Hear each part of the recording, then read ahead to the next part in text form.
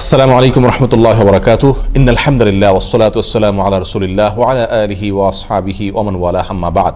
সুপ্রিয় দর্শক শ্রোতা ভাই বোনেরা, আজকাল অনেক অভিভাবক, অনেক বাবা মা আমাদের কাছ থেকে এমন কোনো আমল, এমন কোনো দোয়ার কথা জানতে চান যে আমল বা দোয়া করলে আল্লাহ সুবহানাহু ওয়া তাআলার কাছ থেকে নিজের সন্তান এবং নিজের অধীনস্থদের উজ্জ্বল আগামী সুন্দর ভবিষ্যৎ এটা আশা করা যেতে পারে, আল্লাহ সুবহানাহু ওয়া তাআলার কাছ থেকে চেয়ে নেওয়া যেতে পারে। সত্যি আজ একজন অভিভাবকের, একজন বাবার, একজন মায়ের সবচাইতে বড় দুশ্চিন্তার কারণ হলো নিজের সন্তানের উজ্জ্বল ভবিষ্যৎ নিশ্চিত করতে পারা। এর চাইতে বড় চ্যালেঞ্জের বিষয় এ যুগে আর নেই বললেই চলে। তো এই জন্য কোরআন কারীম থেকে আজ আমরা 4টি আমলের কথা বলবো, যে আমলগুলো করলে ইনশাআল্লাহ আমাদের সন্তানের উজ্জ্বল ভবিষ্যৎ আমরা আশা করতে পারি।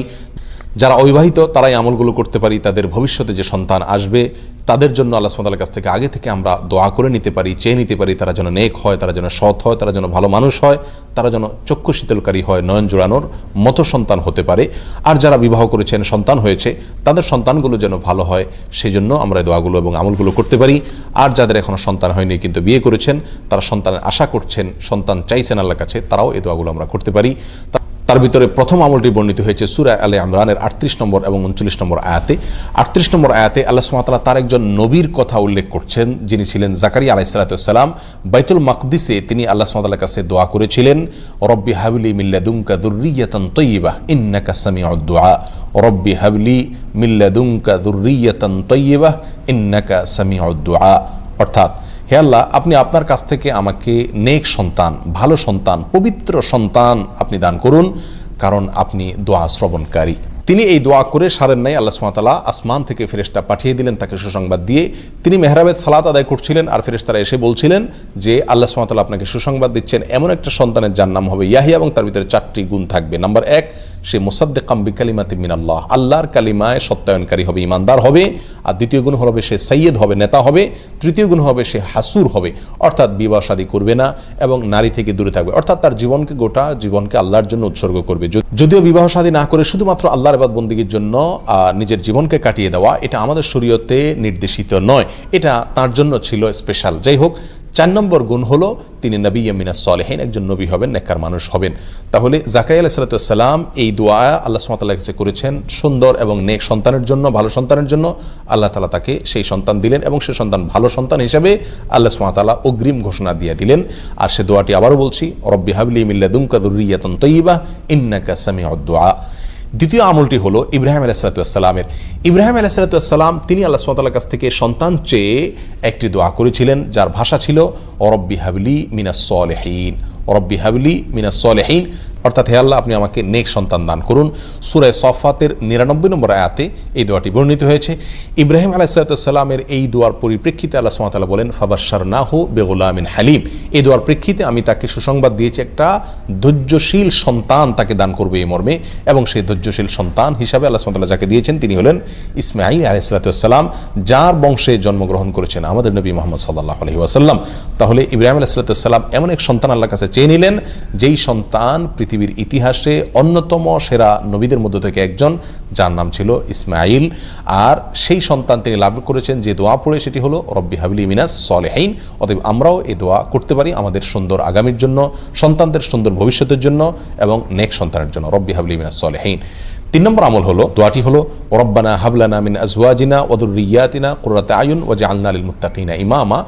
এই দোয়া যারা পড়ে আল্লাহ সুবহানাহু ওয়া তাআলা তারা জান্নাতি হিসাবে এই সূরায় ঘোষণা দিয়েছেন পরবর্তী আয়াতে।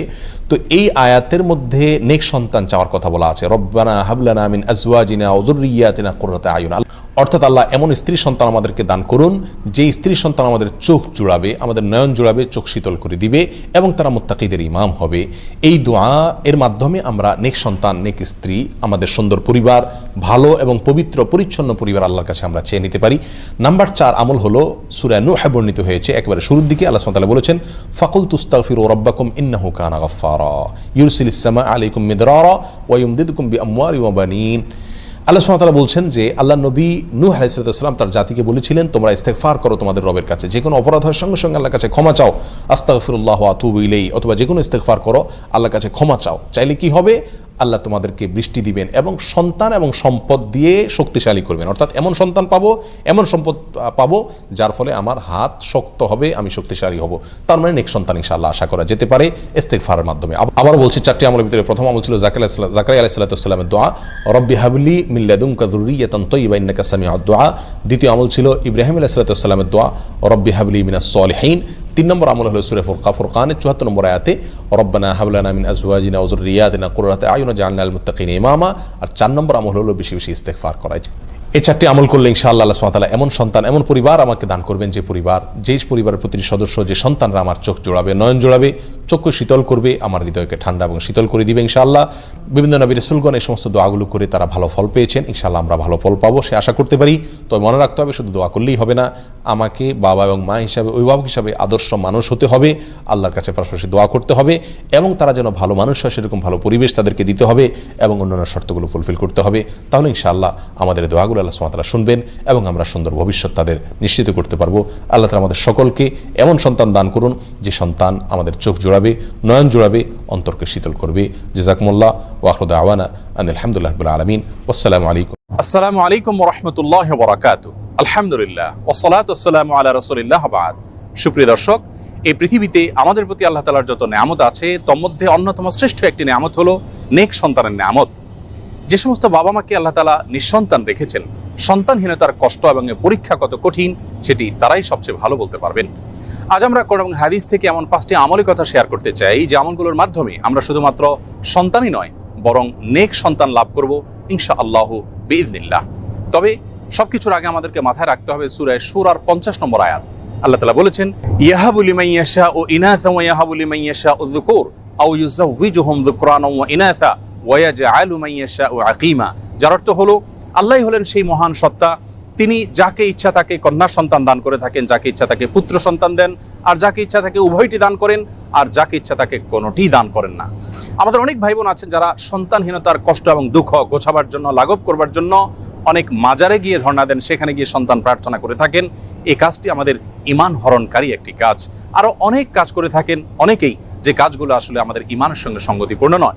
এজন্য সর্বপ্রথম মাথায় রাখতে হবে যে সন্তানহীনতার কষ্ট এবং দুঃখ এটি ঘোচাবার জন্য, সন্তান লাভের জন্য, অনেক সন্তানের জন্য শুধুমাত্র আল্লাহ তাআলার কাছে আমাদেরকে প্রার্থনা করতে হবে। আল্লাহ তাআলার 2জন নবী জাকারিয়া এবং ইব্রাহিম আলাইহিস সালাতু ওয়াস সালাম, তারা উভয় আল্লাহ রাব্বুল আলামিনের কাছে এমন একটা বয়সে এসে সন্তান এর প্রার্থনা করেছেন যখন সন্তান হওয়ার কথা নয়। আল্লাহ তাআলা তাদেরকে সেই সময়ে সন্তান দিয়েছিলেন, এবং কোরআনে কারীমে তাদের সেই দোয়ার ফরম্যাট উল্লেখ করে দিয়েছেন। আমরা যদি সেই ফরম্যাটের দোয়া আল্লাহ তাআলার কাছে অনবরত পেশ করতে থাকি, নিবেদন করতে থাকি, ইনশাআল্লাহ সন্তানহীনতার কষ্ট এবং দুঃখ আমাদেরও দূর হবে, এবং নেক সন্তান আমরা লাভ করতে পারবো ইনশাআল্লাহ বিইذনিল্লাহ। সন্তান লাভের জন্য জাকারিয়া আলাইহিস সালামের 2টি দোয়া কোরআনে কারীমে উল্লেখ হয়েছে। তার একটি বর্ণিত হয়েছে সূরা আলে ইমরানের 38 নম্বর আয়াতে, আর অপরটি বর্ণিত হয়েছে সূরা আম্বিয়ার 89 নম্বর আয়াতে। আলে ইমরানের আয়াতে আল্লাহ নবী জাকারিয়া আলাইহিস সালামের যে দোয়া আল্লাহ তাআলা উল্লেখ করেছেন সেটি ছিল এই, রব্বি হাবলি মিন লাদুনকা যুররিয়াতান তাইয়্যিবা ইন্নাকা সামিউদ দুআ। যার অর্থ হলো, হে আমার রব, হে আমার প্রতিপালক, আপনি আপনার তরফ থেকে আমাকে নেক এবং সুসন্তান দান করুন, আপনি দোয়া শ্রবণকারী। তার অপর যে দোয়াটি সূরা আম্বিয়াতে বর্ণিত হয়েছে সেটি ছিল অত্যন্ত মর্মস্পর্শী এবং হৃদয়গ্রাহী। সেই দোয়ার ভাষ্য ছিল এই, রব্বি লা তাযারনি ফারদা ওয়া আনতা খায়রুল ওয়ারিসিন। যার অর্থ হলো, হে আমার প্রতিপালক, হে আমার রব, আপনি আমাকে একা ছেড়ে দিবেন না, অর্থাৎ নিঃসন্তান আমাকে রাখবেন না, আপনি তো সর্বোত্তম ওয়ারিস দানকারী। আল্লাহ নবী ইব্রাহিম আলাইহিস সালাম আল্লাহর কাছে সন্তান চেয়ে যে দোয়া করেছেন কোরআনে কারীমে, সেটি আল্লাহ তাআলা উল্লেখ করেছেন ছোট্ট একটি দোয়া। সূরা সাফফাতের 100 নম্বর আয়াতে দোয়াটি বর্ণিত হয়েছে। সে দোয়ার ভাষ্য ছিল এই, রব্বি হাবলি মিনাস সলিহিন। যার অর্থ হলো, হে আল্লাহ, আপনি আমাকে নেক সন্তান দান করুন। এর মাধ্যমে তিনি আল্লাহ তাআলার তরফ থেকে ইসমাঈল আলাইহিস সালামের মতো নেক সন্তান লাভ করেছিলেন। জাকারিয়া আলাইহিস সালামের যে 2টি দোয়া আমরা উল্লেখ করেছি, তার মাধ্যমে তিনি আল্লাহ তাআলার কাছ থেকে ইয়াহইয়া আলাইহিস সালামের মতো নেক সন্তান লাভ করেছিলেন।